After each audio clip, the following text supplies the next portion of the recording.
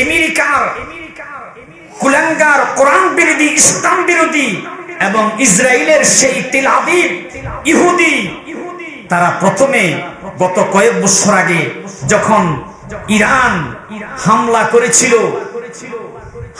করেছিল তখন ইরানের হামলা দেখে, ইরাকের হামলা দেখে তারা ভয় পেয়ে সারেন্ডার করেছে। গোপনে গোপনে তারা অস্ত্র সংগ্রহ করে এখন আবার এই রোজার মাসে তারা মুসলমানদের উপরে অত্যাচার জুলুম করা শুরু করেছে।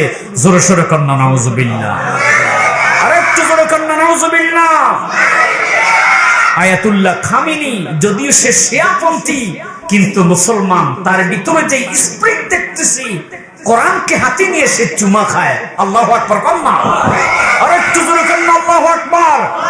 আমরা আজকে তাফসীরুল কোরআন মাহফিলের মধ্যে দোয়া করব, আল্লাহ যেন ইরানকে, ইরাককে এই সমস্ত বিধর্মী খ্রিস্টান ইহুদিদের হাত থেকে আল্লাহ যেন হেফাজত করে। আওয়াজ করে বলেন না আমিন।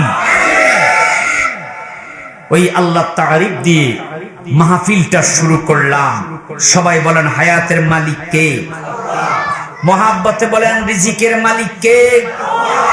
আমরা হায়াত চাইবো কার কাছে?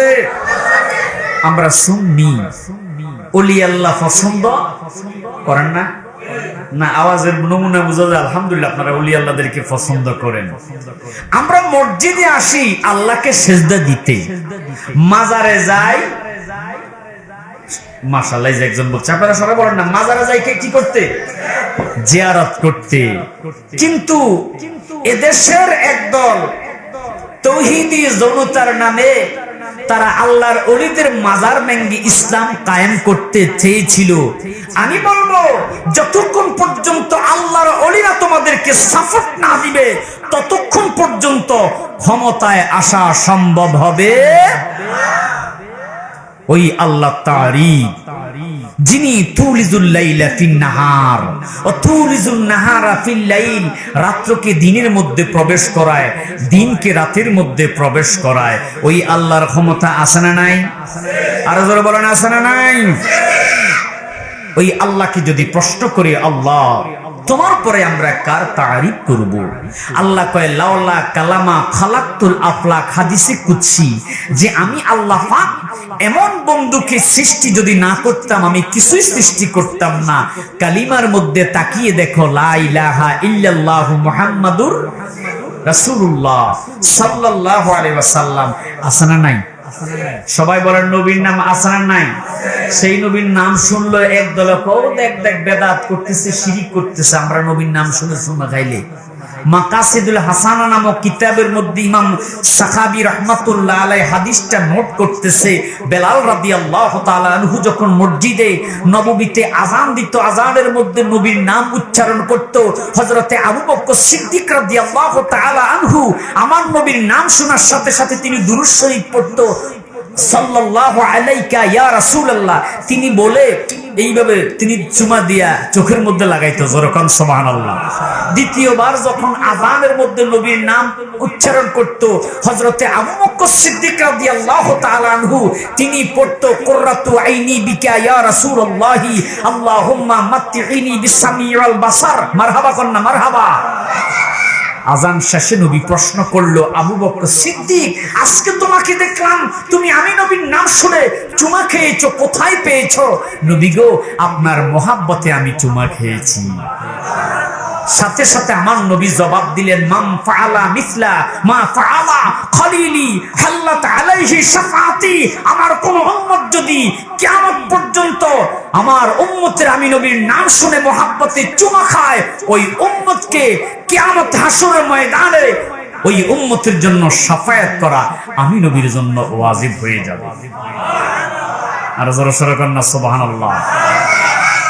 ওই নবী সরকারে দো আলম কালিমার দাওয়াত নিয়ে এসেছে, ইসলামের দাওয়াত নিয়ে এসেছে। আর নবীর উপর অতর্কিত হামলা, সাহাবীদের উপর অত্যাচার, জুলুম, নির্যাতন করেছিল। তাফসীর ইবনে কাসির থেকে যেই ঘটনাটা আপনাদের সামনে আমি কালকে তুলে ধরেছি, আমার বন্ধুরা কি যে নির্যাতন করেছিল সাহাবীদের উপরে। সাহাবীদের গর্দান দুই টুকরো করে দিয়েছিল, সাহাবীদেরকে উত্তপ্ত রৌদ্রের মধ্যে শোয়াইয়া পাথর চেপে চাবুকের আঘাত মেরেছিল। জোরে কন্না নাউজুবিল্লাহ। আমার নবী সরকারে দো আলম নবী রহমাতুল লিল আলামিনের উপর জুলুম করেছে। আল্লাহর হাবিব সরকারে দো আলম নবী মুহাম্মদুর রাসূলুল্লাহ সাল্লাল্লাহু আলাইহি ওয়াসাল্লাম আল্লাহর কাছে যখন ফরিয়াদ করলো, আল্লাহ আমার সাহাবীদেরকে তুমি রক্ষা করো, আল্লাহ পাক সেই উদাহরণ দিয়েছিল।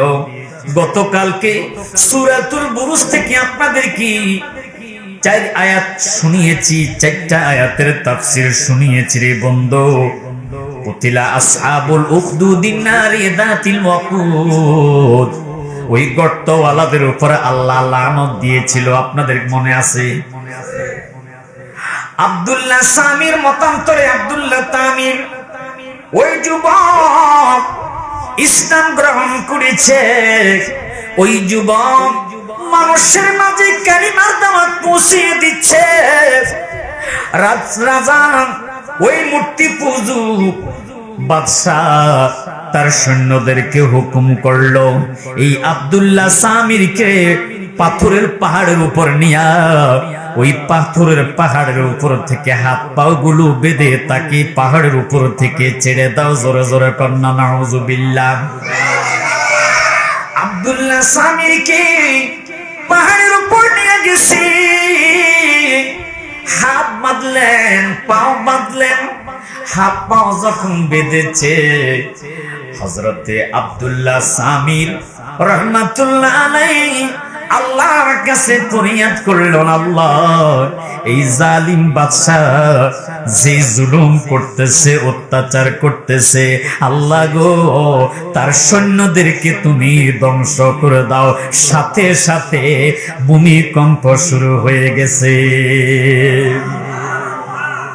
তাফসীরে ইবনে কাসিরের মধ্যে দেখেছি ভূমিকম্প এমন ভাবে থরথর থরথর করে শুরু হয়ে গেছে, সৈন্যগুলো পাথরের পাহাড় থেকে নিচে পড়ে সবার মৃত্যু হয়ে গেছে। কিন্তু আব্দুল্লাহ সামির রাহমাতুল্লাহ আলাইহি তিনি ইচ্ছা করলে লুকিয়ে চলে যেতে পারত, কিন্তু যায় নাই। সে বাদশার সামনে এসে দাঁড়িয়ে গেছে। বাদশা দেখে আশ্চর্য হয়ে গেছে, তোমাকে আমার সৈন্যরা মারতে পারে নাই? না। কেন মারতে পারে নাই? ওই আব্দুল্লাহ সামির ডেকে বলল, বাদশাহ আপনি আমাকে মারতে পারবেন না, কারণ হায়াতের মালিক হইল আল্লাহ, মৌতের মালিকও আল্লাহ। চিৎকার করে করে